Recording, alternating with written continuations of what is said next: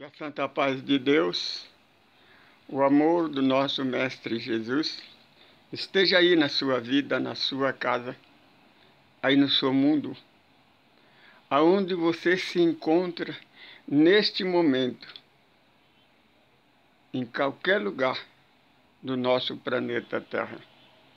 Que a paz de Deus esteja contigo. O Deus único, sabedoria suprema, causa primeira de todas as coisas. Coloca nele o nome que você quiser. Mas ele é um Deus único, Deus de amor, que nada existe fora deste amor. Damos graça a ele por mais um dia, por mais uma oportunidade. Porque nós estamos gravando mais um capítulo do Evangelho de Jesus segundo o Espiritismo. Capítulo 18. Muitos são chamados, poucos são escolhidos. Nós estamos analisando esse texto bíblico que está no capítulo 5, 6, 7 de Mateus, que é o Sermão do Monte e as bem-aventuranças. Muitos chamados, poucos escolhidos, está no capítulo 7. Nós estamos analisando sobre a luz da doutrina dos Espíritos. Analisamos os 4 primeiros capítulos. O 5º capítulo, bem-aventurados os que choram. Mas por que é que você chora? A máxima, fora da caridade não há salvação. A máxima da igreja, da reforma e do que está escrito no Evangelho. Depois analisamos servir a Deus ou a Mamon. Quem serve a Deus? Quem serve a Mamon? Agora nós vamos analisar. Muitos são chamados, poucos são os escolhidos. Quem são os chamados? Quem são os escolhidos?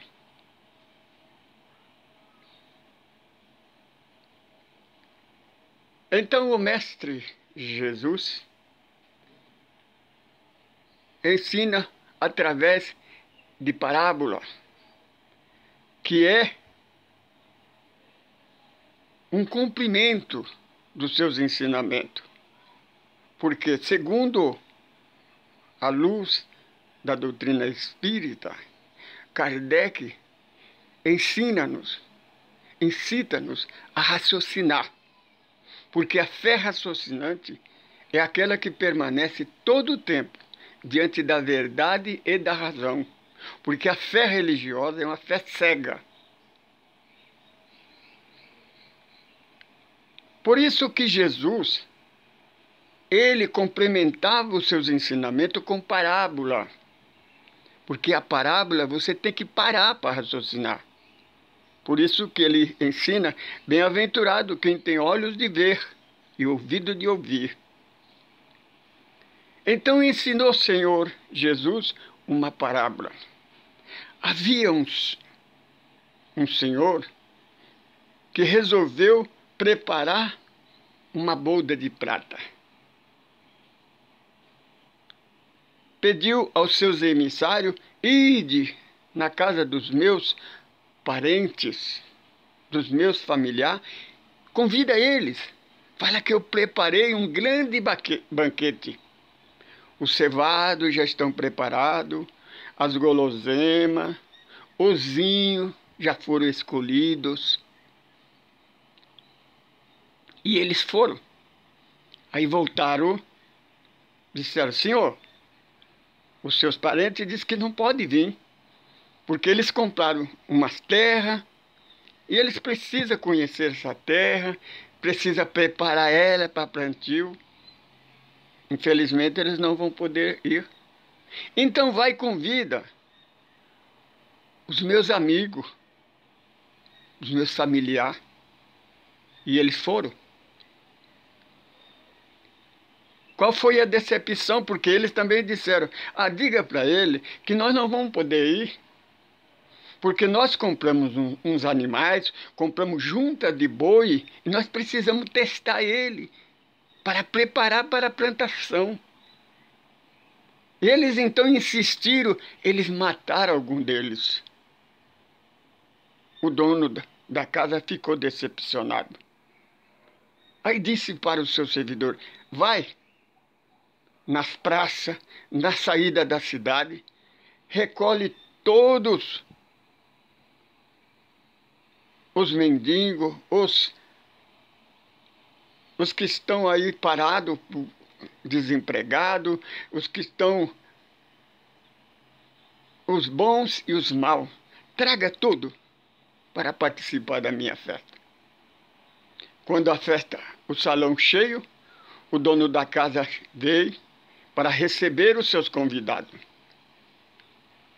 E de repente ele olha num canto, veja um senhor que não estava com a veste nupcial. Aí chega para eles, amigo, quem foi que deixou você entrar sem as vestes nupcial? Ele então não soube responder. Então disse aos seus secretários, amarra ele e atira nas trevas exterior, porque ali haverá choro e ranger de dente.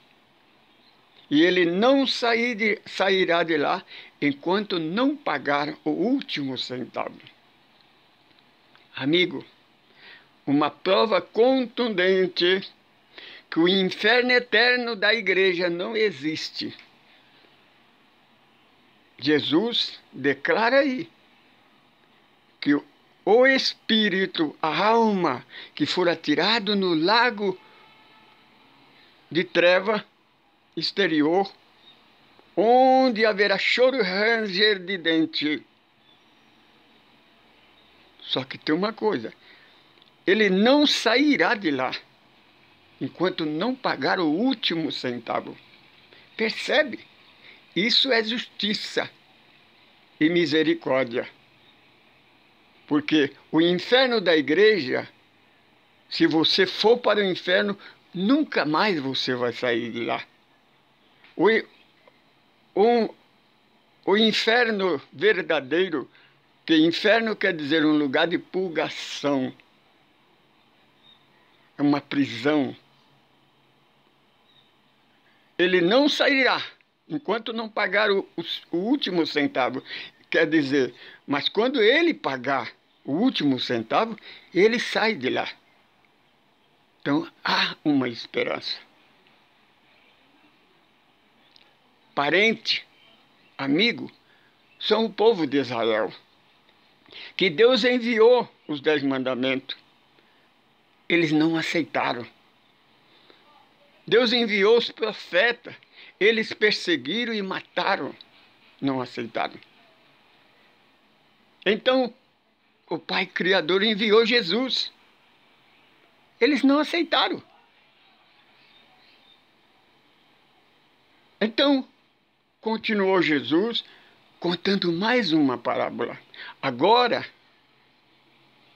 da igreja nova. Um certo semeador, ele saiu para semear. Semeador, no tempo de Jesus, as plantas eram plantadas semeando. Hoje nós temos maquinário grande, temos maquinário manual para plantar, para semear. Antigamente, pegava a semente, colocava nas mãos e atirava no ar para ela se esparramar, procurando espalmar a mão para que a semente se esparramasse. A gente no interior pega um bocado de terra seca e joga para cima, para ver que lado que o vento está. Porque a semente tem que ser jogada a favor do vento, porque o vento ajuda a semente a se esparramar. E segundo a parábola de Jesus, esse semeador era meio atrapalhado, né? Porque ele jogava semente de todos os lados. Então diz a parábola que muitas sementes caíram na estrada, porque no meio da lavoura existe o caminho, a terra é batida. Então várias sementes caíram ali. Ali não tem umidade, não tem terra, fica exposta. Os passarinhos vêm e comem. Outras sementes caíram entre as pedras. As pedras têm pouca terra. A semente nasceu, mas não tinha raiz para a semente se formar. Veio o sol e matou. Outra caiu entre os espinheiros, nos matos. Ela cresceu, ela nasceu, mas o espinheiro era mais forte, mais alto, não deixou ela tomar a luz do sol. Então sufocaram e ela morreu. As outras caíram em terra cultivada, fofa, nasceram, floriram e deram muitos frutos. Nós do caminho do amor somos um semeador. Nós semeamos a semente através da internet. Essa semente viaja por todos os lugares da terra, todos os países, à procura de um coração que tem uma terra cultivada, preparada para que essa semente nasça, cresça, floresça e dê muitos frutos. E nós podemos despertar os milhões de beija-flor que estão adormecidos no sono da indolência. Como disse Paulo, desperta tu que dorme do sono da indolência, Cristo te esclarecerá o que tem que fazer. Os religiosos estão dormindo no sono da indolência. É preciso nós despertar. Eles estão mortos para Deus. Por isso o ensinamento de Jesus: necessário vos nascer de novo. A semente que cai e não pôde germinar no espinheiro é aquela pessoa que ouve, presta atenção, mas ele se preocupa com o noticiário do mundo, com os filmes, com televisões, com coisas da carne. Então, sufoca a semente verdadeira e ela não cresce. Aquela que caíram sobre as pedras e que não tinha raiz firme, veio o sol e o matou, é aquele que tem muitos que diz assim, que você fala do evangelho e diz: olha, eu nasci nesta minha religião, eu vou morrer nela. São pessoas que não têm raiz. São pessoas que acham simplesmente seguir a religião, seguir os pais, eles estão salvos. A religião não tem muita... O conhecimento não tem muita significância para ele. O importante para ele é a religião. Por isso que os chamados evangélicos protestantes, eles têm a certeza da canonização. Aceitou Jesus, batizou nas águas, tomou Santa Ceia, pagou o dízimo. São santos, foram canonizados. Agora, aquele semente que cai na estrada, que não nasce, o pássaro vem e come, é aquelas pessoas que não dá nem ouvido. Você começa a falar do evangelho, eles viram as costas e vão embora. Se eles ligam na internet, na mídia, está falando do evangelho, ele desliga, ele deleta, ele muda. Mateus capítulo 25. Jesus fala uma outra palavra. Essa palavra serve para todas essas outras. Muitos são chamados, poucos são os escolhidos.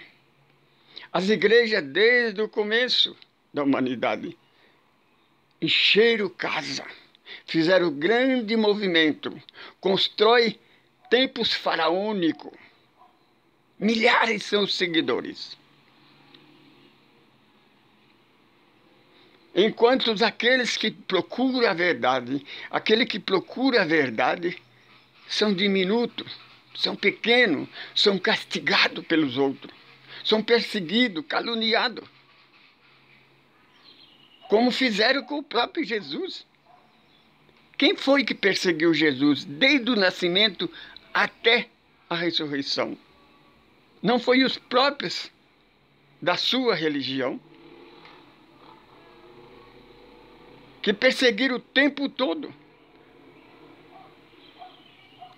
Os avatares, os grandes enviados do universo, foram perseguidos pelas próprias religiões, pelos próprios da sua própria religião. Então diz o Senhor Jesus, e naquele dia, no último dia, aí a igreja aproveita e diz, Jesus falava do fim do mundo, porque eles pregam o fim do mundo.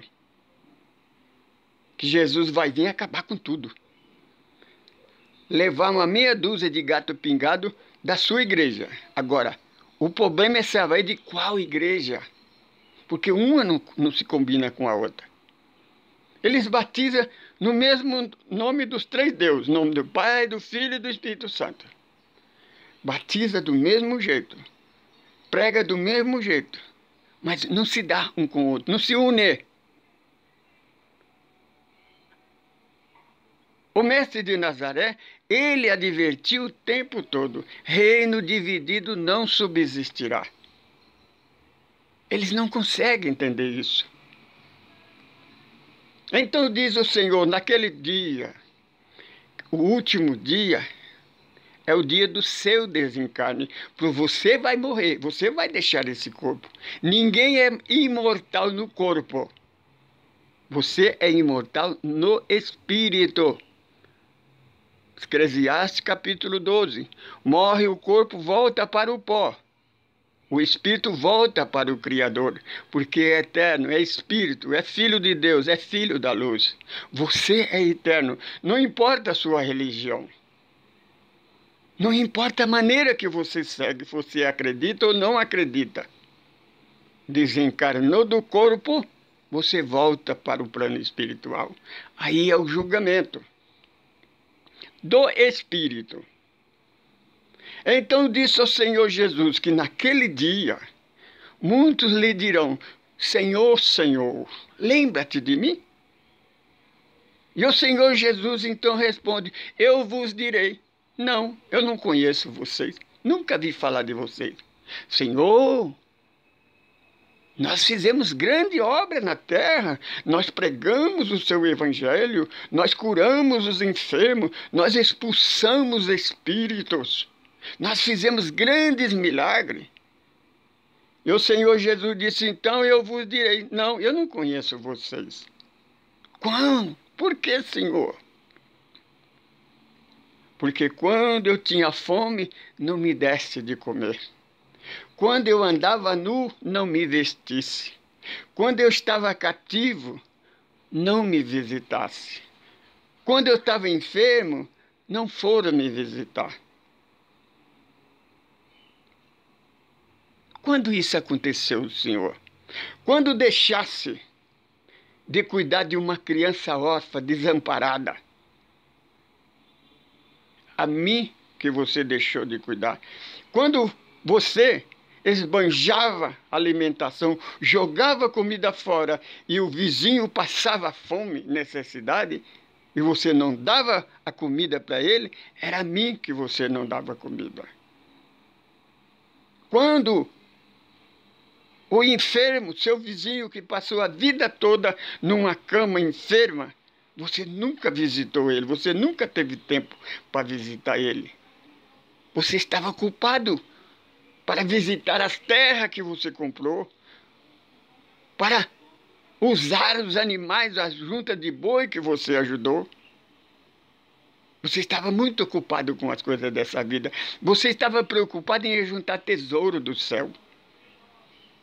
E o Mestre Jesus sempre advertiu: não ajunte para vós tesouro da terra, onde o ladrão rouba e a ferrugem corrói, mas ajunta tesouro do céu. Lá não tem ladrão, lá não tem ferrugem. E lá é a vida eterna. Este é o Evangelho de Jesus. Quer saber mais? Faça. Como certas irmãs que assistem ao nosso trabalho. Ela tem um caderno, uma caneta, ouve as nossas sementes de luz e vai marcando no caderno. Depois ela vai examinar, vai raciocinar. Conhece a verdade para que te liberta. O Espírito da verdade nos ensina a instruir-vos. Minha irmã, meu irmão, desperta, raciocina.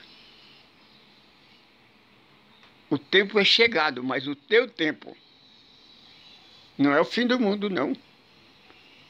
Isso tudo vai ficar, você vai embora, mas isso continua. É tempo de prestar atenção nos pregadores do Evangelho de Jesus. Nós somos do caminho do amor, grupo ecumênico do caminho do amor. Nós não somos uma religião nova.